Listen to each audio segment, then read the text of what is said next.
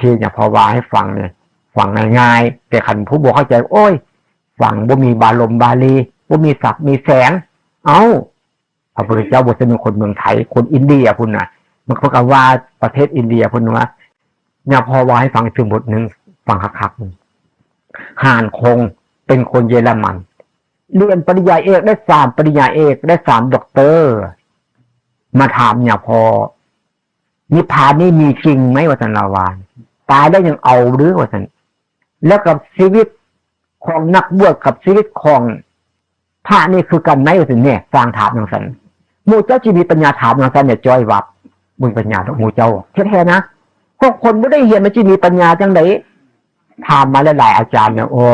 ว่ะนิพพานกันตายแล้วก็ให้ตายเดี๋ยวนี้นี่แต่ว่ามันไม่ใช่มันตายแล้วยังเอาได้นิพพานน่ะคือคนบุทุกข์กันเด้นิพพานมันต้องมีอยู่แล้วแล้วชีวิตของพระกับชีวิตของนักบวชคือกันนะไม่ใช่คือกันให้อย่างนักบวชกับพร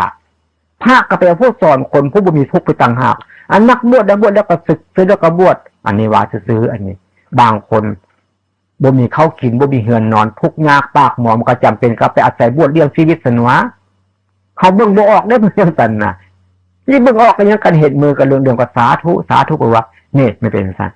แล้วเขาบูรู้จักคนหมดเนื้อหมดหนังอันนั้นคนหมดทางไปแล้วได้นั่น